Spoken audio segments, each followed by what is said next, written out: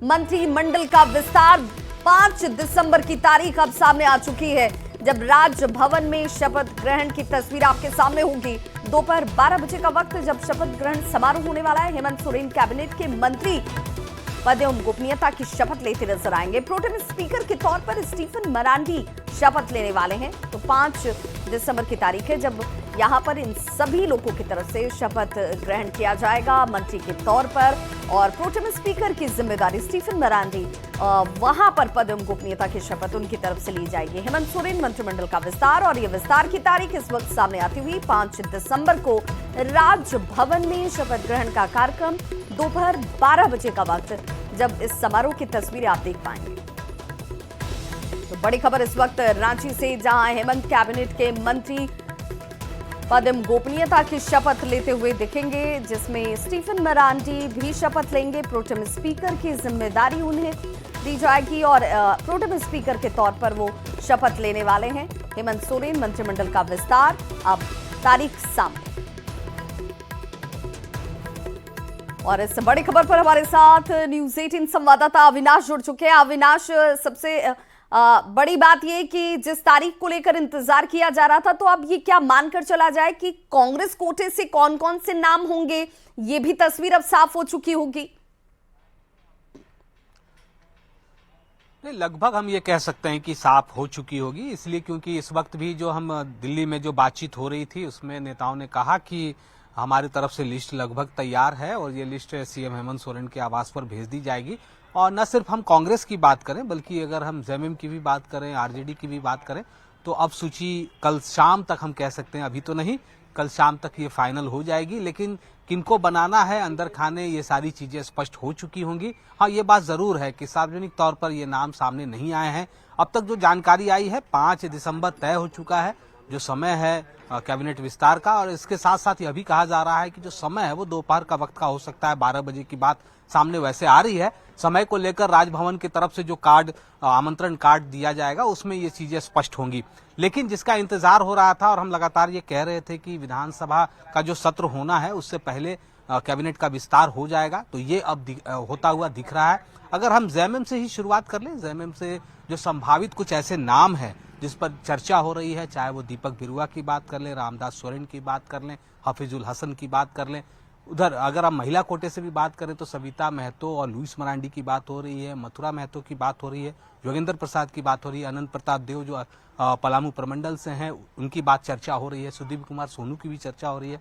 कांग्रेस की अगर हम बात कर लें तो एसटी कोटे से 3-4 नाम सामने आए हैं। पहले से एक जो मजबूत नाम पहले से जो रहा है, पिछले कैबिनेट में वित्त मंत्री भी थे, रामेश्वर उरांव, इसके अलावे शिल्पी नेहा तिर्की का नाम है, राजेश कच्छप का नाम है, नमन विकसल कोंगाड़ी का नाम है। अब इसमें देखना होगा कि एसटी कोटे से किनको जगह मिलती है। जनरल की अगर हम बात करें तो दीपिका पांडे सिंह का नाम है, जयमंगल सिंह का नाम है, इन दोनों में से किसी को एक को दिया जा सकता है। इसके अलावा अगर हम ओबीसी से बात करें तो प्रदीप यादव और ममता देवी का नाम चल रहा है। तो अब धीरे धीरे हम कह सकते हैं कि ये देखना होगा कि कौन कैबिनेट में जो सूची है उसमें जगह बना पाते हैं और कौन अंतिम समय में पिछड़ जाते हैं, क्योंकि हमेशा से ऐसा होता रहा है कि कैबिनेट विस्तार के दौरान जिनके नाम की चर्चा होती है वो अंतिम तक पिछड़ भी जाते हैं, जिनकी चर्चा नहीं होती है वो कभी कभी वो आगे भी निकल आते हैं। बिल्कुल अविनाश, चूंकि जिन नामों की चर्चा आपने अभी की उनमें एक नाम जिसने अपनी तरफ से दावेदारी भी रख दी है, शिल्पी नेहा तिर्की। हालांकि अभी तक वो शांत बैठी हुई थी, लेकिन अब उन्होंने इसके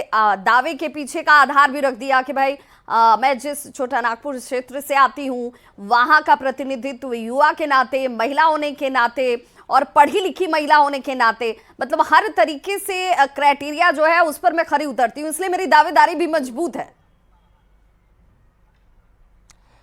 नहीं, शिल्पी नेहा तिर्की ने आज ही नहीं, जिस दिन से अगर चुनाव के परिणाम आए हैं उस दिन से हर एक विधायक, चाहे वो जेएमएम की बात करें, कांग्रेस की बात करें, जो इस रेस में शामिल है उनके अपने अपने दावे हैं। सामाजिक अगर हम समीकरण के लिहाज से बात करें, जातीय समीकरण के लिहाज से बात करें, क्षेत्रीय समीकरण के लिहाज से बात करें, तो यही मापदंड भी रखा गया। इसलिए आपने देखा होगा कि कल भी जब दिल्ली में कांग्रेस के आला नेताओं से जो मुलाकात हुई थी, प्रदेश के नेताओं की कांग्रेस के, उसके बाद जो बातें सामने आई थी मीडिया में, यही कहा गया था कि सामाजिक, राजनीतिक और जातीय समीकरण के साथ साथ क्षेत्रीय जो समीकरण है उस पर गौर किया जा रहा है। क्षेत्रीय अगर आप कहते हैं तो 5 प्रमंडल हैं झारखंड में, और कांग्रेस के कोटे में मात्र 4 बर्थ ही जाने हैं। ऐसे में एक प्रमंडल तो छूट जाएगा। इसको लेकर भी एक तर्क दिया जा रहा है कि इस बार सीएलपी जो होंगे वो शायद मंत्रिमंडल का हिस्सा ना हो, तो इस तरह से 5 हम प्रमंडल को साध सकते हैं। वक्त बहुत कम बचा है, सारी चीजें स्पष्ट हो जाएंगी। जेएमएम के अंदर से भी जो सस्पेंस है उससे भी पर्दा उठेगा, आरजेडी के अंदर जो सस्पेंस है उससे भी पर्दा उठेगा। बिल्कुल अविनाश, तो ये मानकर चला जा रहा है कि क्या पिछले बार वाले चेहरे एक बार फिर से शपथ लेते नजर आएंगे? क्या नए चेहरों को जगह दी जाएगी? किस तरीके का कैलकुलेशन हेमंत सोरेन जो हैं वो बिठा पा रहे हैं और इस कैबिनेट का स्वरूप किस रूप में निकलकर सामने आता है, ये बहुत महत्वपूर्ण रहने वाला है। बहुत बहुत शुक्रिया अविनाश इस तमाम जानकारी के लिए। तो बिल्कुल देखिए 5 दिसंबर की तारीख सामने आ चुकी है जब कैबिनेट का विस्तार और इस विस्तार का स्वरूप क्या होगा वो सबके सामने तस्वीर होगी। इस वक्त एक और बड़ी खबर है रांची से ही, जहां पर कांग्रेस कोटे के 4 संभावित मंत्रियों की लिस्ट लगभग तैयार कर ली गई है, जिसकी चर्चा भी अभी हम इस वक्त कर रहे थे। संभावित नाम पर बहुत जल्द मोहर लग सकती है। मुख्यमंत्री के मंत्रिमंडल विस्तार की तारीख तय करने की बात कही जा रही थी, जो तारीख अब तय हो चुकी है 5 दिसंबर की तारीख, और कहा जा रहा था कि तारीख तय कर लीजिए, उसके बाद लिस्ट जो है वो सौंप दी जाएगी। तो अब ये मानकर चला जा रहा है कि लिस्ट भी पहुंच ही जाएगी थोड़ी देर में। कांग्रेस प्रदेश अध्यक्ष केशव महतो कमलेश आज शाम ही रांची लौटने वाले हैं, तो संभवतः इसके बाद ये स्थिति बन सकती है। दिल्ली में केशव महतो कमलेश ने राहुल गांधी और महासचिव केसी वेणुगोपाल से मुलाकात की थी। कांग्रेस के कई विधायक मंत्री पद की रेस में शामिल हैं, जो दावेदारी अपनी अपनी रख रहे हैं। पहले तो हो ही जाएगा, 9 से हाउस है, उसके पहले मंत्रिमंडल का गठन हो जाएगा। नंबर 1 रहा सवाल कि ये बैठक बहुत मंत्रिमंडल के लिए नहीं बल्कि एक एक्सचेंज करना, अपना व्यूज एक्सचेंज कर रहे थे।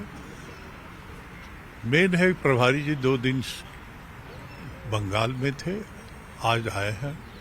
इनकी अभी लीडरशिप के साथ बात हुई नहीं है, लेकिन इतना निश्चित तौर पे है कि 9 तारीख तक भी हमको इंतजार नहीं करना पड़ेगा। आजकल में लीडरशिप से बात हो जाती है और जो हमारा पुराना फॉर्मूला था वही है, कोई बहुत नया नहीं है।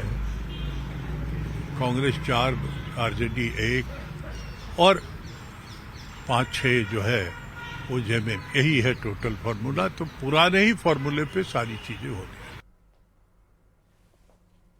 होता है और हम लोग कांग्रेस के सच्चे सिपाही हैं। जो केंद्रीय समिति और केंद्रीय लीडर्स तय करते हैं उसको हम लोग पालन करने का काम करते हैं। पार्टी हमेशा से मेरे लिए संगठन में भूमिका हो, चाहे चुनाव लड़ने की बात हो या फिर अंतिम समय में मंत्रालय में डालने की बात हो, हम लोगों ने पार्टी जब जैसा निर्देश किया वैसे ही काम किया है। हालांकि जिस भी भूमिका में रहे यही प्रयास किया कि परफॉर्मेंस हो हम लोगों की, और मुझे लगता है अंतिम के 3 महीने कृषि मंत्रालय में भी हम लोगों का जो काम हुआ वो मैनिफेस्टो के अनुरूप हुआ और वहाँ झारखंड की जनता के हित के लिए काम किए गए कृषि मंत्रालय द्वारा।